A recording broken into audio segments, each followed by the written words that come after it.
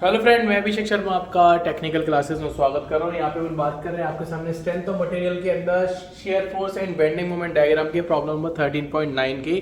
तो देख लेते हैं प्रॉब्लम। इससे पहले भी मैंने बहुत सारी प्रॉब्लम्स अपलोड कर रखी है चैनल के ऊपर। अगर आपने नहीं देखी है तो प्लीज़ आप वहाँ पे जाके देख सकते हैं।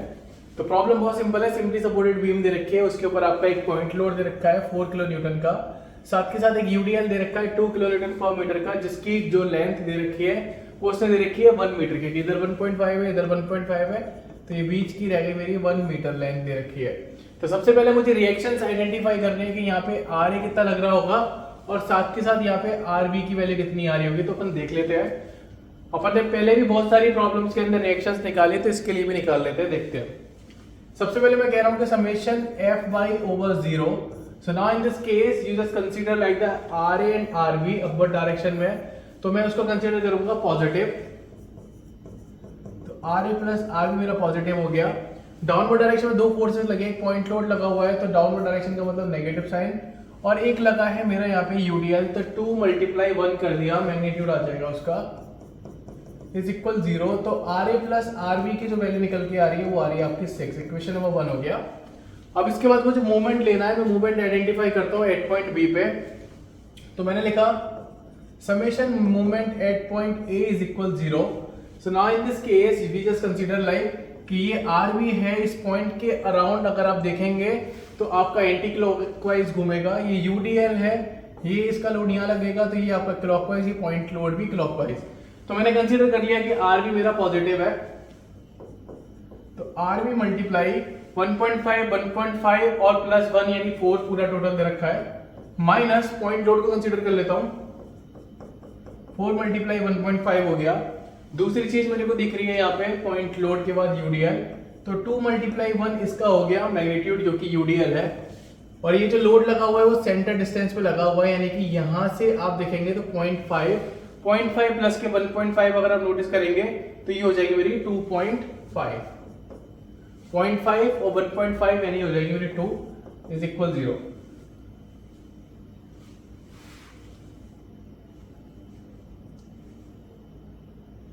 तो ये मेरा 2 निकल के आएगा। इसको जस्ट मुझे सॉल्व करना है, तो आप देख लीजिए सिंपल तरीके से।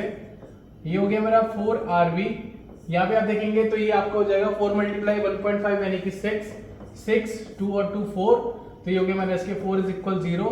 तो RB इज इक्वल 10/4 यानी कि आप देखेंगे यहाँ पे RB की वैल्यू 2.5 के आसपास आ रही है। तो यहाँ पे मेरे को RB की वैल्यू मिल गई 2.5, और RB को जब मैं 6 में से घटाऊंगा तो मेरे पास वैल्यू मिलेगी RA की, तो हो गई मेरी 3.5। तो यहाँ पे आपने देखा कि यहाँ पे वैल्यू जो निकल के आ रही है वो सही तरीके से उसने दे रखी है, तो मुझे वैल्यू मिल गई यहाँ पे RA और RB की। अब सेकंड चीज जो बनती है वो मेरा बनता है शेयर फोर्स डायग्राम बनाना, कि शेयर फोर्स डायग्राम मुझे बनाना है यहाँ पे इस केस के लिए। तो मैं सबसे पहले इसको रफ करता हूँ। तो मैंने बोला कि शेयर फोर्स डायग्राम के लिए अपन कंसीडर कर रहे हैं सबसे पहले SF डायग्राम।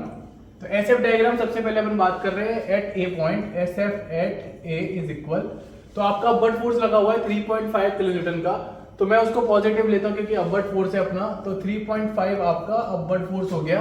तो मैंने यहां से एक लाइन ड्रॉ की 3.5 की, फिर मैंने यहां से नोटिस किया कि यहां से लेके यहां तक कोई भी लोड नहीं लगा हुआ, तो यहां से लेके यहां तक कोई लोड नहीं, तो ये मेरा 3.5 ही हो गया। तो मैं लिख सकता हूं यहाँ पे shear force at point C is equal plus के 3.5 ही है। अब मैं रिजल्टेंट शेयर फोर्स की बात कर रहा हूं। यहाँ पे रिजल्टेंट शेयर फोर्स में पॉइंट लोड लगा है डाउनवर्ड डायरेक्शन में, तो प्लस के तो 3.5 था मेरे पास, पर माइनस का 4.0 आ गया, तो मेरे पास जो वैल्यू बच रही है वो बच रही है माइनस के 0.5। तो आप यहाँ देखेंगे यहाँ से मैं डायरेक्ट नीचे आया, और नीचे आने के बाद मेरे को वैल्यू कितनी मिली यहाँ पे 0.5।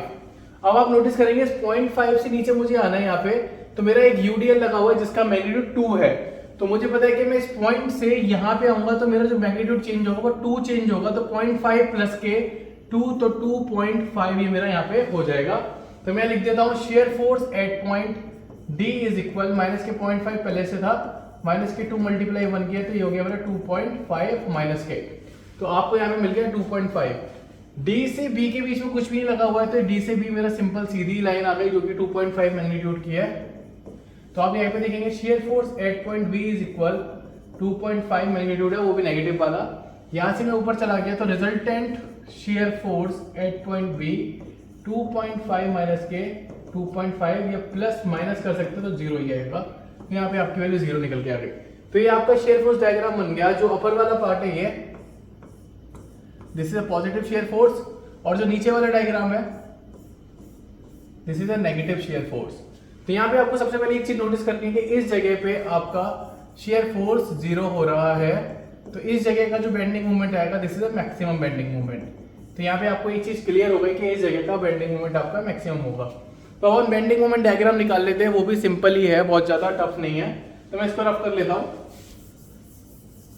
अपन बात करते हैं यहाँ पे बेंडिंग मोमेंट डायग्राम की। तो बेंडिंग मोमेंट डायग्राम को दोनों एंड से कंसीडर कर सकते हैं। तो मैं लिख देता हूँ BM डायग्राम। तो BM डायग्राम की बात कर रहे हैं, bending moment at point A. Bending moment at point A पे आपकी रिएक्शन लगी है 3.5 और उसकी पर्टिकुलर उस डिस्टेंस से ही जो आपकी डिस्टेंस है वो जीरो है। तो आपकी जीरो हो गई वैल्यू पहली। ए पॉइंट पे आपका बेंडिंग मोमेंट निकला जीरो। अब मैं बात करता हूँ bending moment at point B. आपकी रिएक्शन 2.5 है, डिस्टेंस आपकी कितनी यहाँ पे इसी पॉइंट की इसी से जीरो, तो ये भी जीरो निकला, ये जीरो आ गया। अब मैं आता हूँ bending moment at point D. तो bending moment at point D, तो लोड है मेरा 3.5 का और आपकी जो डिस्टेंस है वो मेरी 1.5 की। तो आप इसको सॉल्व करेंगे तो 3.75 ही आएगा, आप सॉल्व करके देख लीजिएगा। तो 3.75 है ड्यू टू द हॉगिंग, क्योंकि ये जो लोड है इसको अपर डायरेक्शन में इस तरीके से उठाएगा यहाँ से यू करके। तो आप देखेंगे emoji like the smiley emoji, तो लाइक द हॉगिंग। तो यहाँ पे 3.75 वैल्यू निकल के आ गई मेरी। अब मैं देखता हूँ bending moment at point C क्या होता है। Bending moment at point C की बात करेंगे तो मेरे पास मैग्नीट्यूड 3.5, डिस्टेंस इज 1.5। इसको सॉल्व करेंगे तो आपके पास मिलेगा 5.25, सिंपल। तो आपको ये पॉइंट भी मिल गया। तो आप यहाँ से नोटिस करेंगे कि this is the straight line, क्योंकि यहाँ हॉरिजॉन्टल लाइन थी। यहाँ देखेंगे हॉरिजॉन्टल लाइन, तो this is the straight line. But यहाँ पे जब आप देखेंगे तो यहाँ जो कर्वेचर है दिस इज द पैराबोला। ये आपका क्या है, पैराबोला। किसकी वजह से, आपका यूडीएल की वजह से। अगर आपको हमारा कंटेंट अच्छा लगता है तो प्लीज आप हमको सपोर्ट कर सकते हैं। आपको अगर हमारा बहुत ही ज्यादा कंटेंट अच्छा लगता है तो आप प्लीज सब्सक्राइब भी कर सकते हैं चैनल, अगर आपको हमारी वीडियो अच्छी लगती है। तो thank you for watching guys, thank you so much.